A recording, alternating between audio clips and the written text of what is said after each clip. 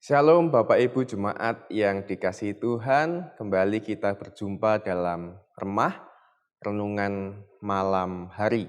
Kenapa kok dinamakan remah renungan malam hari? Karena supaya di waktu istirahat kita, di waktu lelah kita, dan di waktu yang baik ketika kita bisa berkumpul, bersekutu itu, kita boleh mendengarkan firman Tuhan yang akan menguatkan kita masing-masing. Oleh sebab itu, jemaat yang dikasihi Tuhan, sebelum bersama kita mendengarkan firman Tuhan, mari kita berdoa. Mengucap syukur Tuhan, di waktu yang baik ini, Tuhan memperkenankan kami untuk mendengar sabda-Mu. Oleh sebab itu Tuhan, biarlah sabda-Mu yang bersama akan kami dengarkan, kami renungkan, boleh menguatkan hidup kami, menghibur hati kami, dan memberikan pengharapan kepada kami. Bersabdalah Tuhan, kami siap mendengarkan. Amin. Bapak Ibu Jemaat yang dikasihi Tuhan, mari kita membaca dari 1 Tesalonika pasalnya yang pertama, ayatnya yang pertama sampai dengan yang ke-10. 1 Tesalonika pasal yang pertama, ayatnya yang pertama sampai dengan yang ke-10. Begini bunyi firman Tuhan. Dari Paulus, Silvanus dan Timotius kepada jemaat orang-orang Tesalonika yang di dalam Allah Bapa dan di dalam Tuhan Yesus Kristus. Kasih karunia dan damai sejahtera menyertai kamu. Kami selalu mengucap syukur kepada Allah karena kamu semua dan menyebut kamu dalam doa kami, sebab kami selalu mengingat pekerjaan imanmu, usaha kasihmu, dan ketekunan pengharapanmu kepada Tuhan kita Yesus Kristus di hadapan Allah dan Bapa kita. Dan kami tahu, hai saudara-saudara yang dikasihi Allah, bahwa Ia telah memilih kamu, sebab Injil yang kami beritahukan bukan disampaikan kepada kamu dengan kata-kata saja, tetapi juga dengan kekuatan oleh Roh Kudus dan dengan suatu kepastian yang kokoh. Memang kamu tahu bagaimana kami bekerja di antara kamu oleh karena kamu, dan kamu telah menjadi penurut kami dan penurut Tuhan. Dalam penindasan yang berat kamu telah menerima firman itu dengan sukacita yang dikerjakan oleh Roh Kudus, sehingga kamu telah menjadi teladan semua orang yang percaya di wilayah Makedonia dan Akhaya.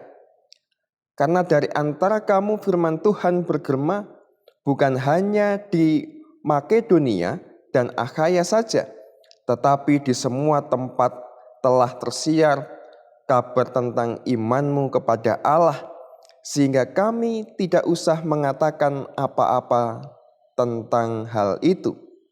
Sebab mereka sendiri bercerita tentang kami, bagaimana kamu sambut dengan, dan bagaimana kamu berbalik dari berhala-berhala kepada Allah untuk melayani Allah yang hidup dan yang benar, dan untuk menantikan kedatangan anaknya dari surga yang telah dibangkitkannya dari antara orang mati, yaitu Yesus yang menyelamatkan kita dari murka yang akan datang. Demikianlah sabda firman Tuhan. Yang berbahagia adalah kita yang membaca dengan tekun, melakukannya dalam kehidupan kita hari lepas hari. Haleluya, amin. Bapak Ibu Jemaat yang dikasihi Tuhan, bacaan kita saat ini menceritakan tentang bagaimana pengalaman pelayanan Rasul Paulus di kota Tesalonika. Kota ini adalah salah satu tempat yang pernah didatangi oleh Rasul Paulus ketika ia memberitakan Injil kepada orang-orang yang terhimpit, tertindas, dan kesusahan. Memang kalau kita melihat sejarah pelayanan Rasul Paulus di kota Tesalonika ini, memang tidak lama Rasul Paulus mengabarkan Injil, melakukan pelayanannya di kota Tesalonika ini. Namun pelayanan yang dilakukan oleh Rasul Paulus ini adalah pelayanan yang berkesinambungan, berkelanjutan. Walaupun tidak menetap lama di kota Tesalonika, tetapi Rasul Paulus terus mendidik, mengarahkan dan membimbing orang-orang percaya di Tesalonika supaya lebih mengenal Allah, supaya lebih kokoh melakukan pekerjaan-pekerjaan yang benar di mata Allah. Pelayanan yang dilakukan Paulus itu tidak hanya ketika Paulus ada di kota Tesalonika, tetapi juga melalui surat-surat Rasul Paulus yang dikirim kepada jemaat Tesalonika, itu adalah juga bagian bentuk penggembalaan yang diberikan oleh Rasul Paulus kepada jemaat di Tesalonika. Nah, apa yang akan kita pelajari dari pelayanan yang dilakukan oleh Rasul Paulus ini? Pertama-tama, sebagai orang Kristen, kita tentu sudah familiar dan tahu pasti dengan bahwa setiap orang percaya memiliki tugas dan panggilan pelayanannya. Saya ulangi, bahwa setiap orang percaya, orang Kristen memiliki tugas pelayanannya masing-masing. Tugas pelayanannya sebagai warga gereja, demikian juga tugas dan pelayanannya di bidang-bidang pekerjaan yang kita tekuni, kita kerjakan masing-masing. Nah, kerap kali ketika kita dalam pelayanan itu mungkin mendapati kesusahan, kita mendapati tantangan, kita mendapati himpitan, sehingga ketika kita melakukan pekerjaan kita, yang itu juga merupakan sebuah pelayanan, kerap kali kita kehilangan sukacita dalam pelayanan itu. Kenapa? Karena kita menganggap bahwa pelayanan itu terlalu berat, bahwa kita menganggap bahwa pelayanan itu seperti hal yang sia-sia karena tidak ada hasilnya. Nah, mungkin saat ini kita perlu menyoroti pekerjaan teman-teman kita bidang medis yang saat ini di masa-masa gentingnya. Kalau Bapak Ibu melihat varian baru, mungkin varian Alpha atau Delta, COVID-19, dan penyebarannya semakin meluas termasuk di desa-desa kita, di kota-kota di mana tempat kita tinggal, tingkat penularannya tinggi, tingkat kematiannya tinggi. Mungkin itu juga membuat teman-teman kita yang bekerja sebagai tenaga medis itu merasa saat ini saat-saat yang sangat melelahkan, saat-saat yang sangat menyedihkan. Kenapa terasa begitu lelah? Ya tadi karena pasiennya banyak. Kenapa merasa begitu sedih? Karena mereka sudah berjuang dengan keahlian mereka mempertaruhkan nyawa untuk menyembuhkan teman-teman, sanak saudara kita yang sakit, sedangkan kita yang sehat sangat abai dengan kesehatan kita sendiri. Kerap kali kita mengabaikan protokol kesehatan dengan jarang mencuci tangan, mungkin kita hidupnya kurang bersih, kita mungkin tidak taat dengan memakai masker. Nah, ketika sikap-sikap hidup yang semacam ini mungkin bagi para nakes itu mendatangkan kelelahan, mendatangkan himpitan, mendatangkan rasa marah, kecewa, kesal, dan sebagainya. Tetapi di tengah himpitan itu juga mereka harus mengingat, teman-teman yang nakes juga patut mengingat bahwa pelayanan itu adalah tugas dan panggilan kita. Jangan sampai keadaan di sekitar kita itu mempengaruhi kita untuk kehilangan sukacita ketika kita dalam pelayanan. Kenapa kita harus tetap bersukacita di dalam pelayanan? Karena saya yakin dan teman-teman nakes juga saya percaya, juga memiliki keyakinan bahwa buah pelayanan, buah pekerjaan yang dilakukan di tengah himpitan ini akan membuahkan hasil yang baik. Tidak ada usaha pelayanan pekerjaan yang sia-sia. Nah, di sini kita juga diingatkan bahwa ketika kita bersukacita dalam pelayanan kita akan merasa lebih ringan melakukannya.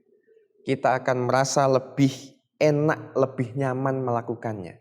Karena kita mengingat bahwa setiap pelayanan kita itu semata-mata bukan untuk diri kita sendiri. Semata-mata bukan untuk sesama kita. Tetapi itu semua berakhir pada untuk kemuliaan nama Tuhan. Oleh sebab itu, teman-teman nakes, saat ini kami memberikan semangat yang khusus untuk teman-teman. Mungkin di Jemaat Manis Renggo sendiri banyak jemaat yang bekerja sebagai nakes. Ada Mas Yuda, ada Mas Chandra, ada juga Om Wahyu, Bule Sita, Bule Yayu, Bule Butet, juga Om Budi, Om Pambudi gitu ya.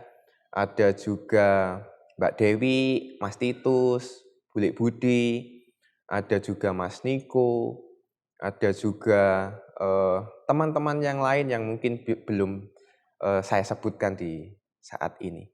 Tetapi mengingatkan sekali lagi bahwa jemaat Tesalonika bisa hidup dan berkembang imannya walaupun berita sukacita itu diterima di tengah himpitan. Bahwa Injil itu diterima di tengah kerapuhan mereka. Tetapi karena mereka dengan tekun, dengan sukacita menerima Injil itu, maka kesukacitaan mereka yang mau menerima Injil itu dengan sukacita juga menjadi sukacita bagi mereka yang melayani. Karena apa? Sekali lagi, buah pekerjaan mereka tidak sia-sia. Buat kita saat ini teman-teman, secara khusus nakes dan kita semua jemaat Tuhan dimanapun kita berada, jangan pernah kehilangan sukacita dalam pelayanan kita. Karena Tuhan akan memberkati setiap pelayanan kita, memberkati upaya-upaya kita untuk mengembangkan kabar sukacita itu, sehingga sukacita yang kita miliki itu juga boleh diterima oleh orang lain. Sekali lagi, mari bersukacita dalam setiap pelayanan kita, dalam pekerjaan kita. Karena di tengah sukacita itu ada kasih Allah yang menyertai kita. Tuhan memberkati kita. Amin. Mari kita kembali berdoa. Tuhan, mengucap syukur pada hari ini. Di waktu yang baik ini kami telah mendengarkan firman-Mu. Kami belajar dari pelayanan Paulus di kota Tesalonika. Kabar Injil yang diwartakan di tengah himpitan hidup, kesusahan hidup, boleh diterima dengan baik, dengan sukacita. Mereka yang terhimpit, mereka yang terbeban, mereka yang tertindas, boleh merasakan kebebasan karena menerima Injil dengan sukacita. Biarlah sukacita itu mewujud dalam pelayanannya. Demikian juga Tuhan, ketika kami saat ini hidup dalam himpitan, penderitaan, dan beban di tengah pandemi ini, secara khusus teman-teman nakes yang tengah berjuang dan terus berjuang untuk memulihkan sanak saudara kami yang sakit, bangsa kami yang sakit. Mereka mengalami himpitan pekerjaan, kelelahan, kejenuhan yang begitu hebat. Kiranya Tuhan menolong sanak saudara kami, para nakes, untuk tetap setia dalam pelayanannya, untuk tetap bersukacita di tengah pelayanan yang membutuhkan banyak tenaga dan kesabaran ini. Bantulah kami juga Tuhan, jemaat umum yang tidak bekerja di nakes, mampukan kami untuk tetap setia menjalankan protokol kesehatan. Karena itu juga sebagai wujud pelayanan kami di tengah-tengah masa pandemi ini, bentuk pertolongan kami, kesatuan hati kami, ikut berbela rasa, ikut merasa bertanggung jawab atas kesembuhan bangsa dan negara kami ini. Berkati kami Tuhan, mampukan kami senantiasa bergandeng tangan untuk mendapatkan sukacita dalam pelayanan kami. Berkati kami Tuhan di tengah kelemahan kami. Dalam Kristus Yesus kami berdoa, kami memohon dan mengucap syukur. Amin. Demikian renungan kita malam hari ini, di hari ini. Kiranya ini boleh mengingatkan, meneguhkan, dan menghiburkan kita. Tuhan memberkati kita. Salam tangguh, salam damai. Tuhan memberkati.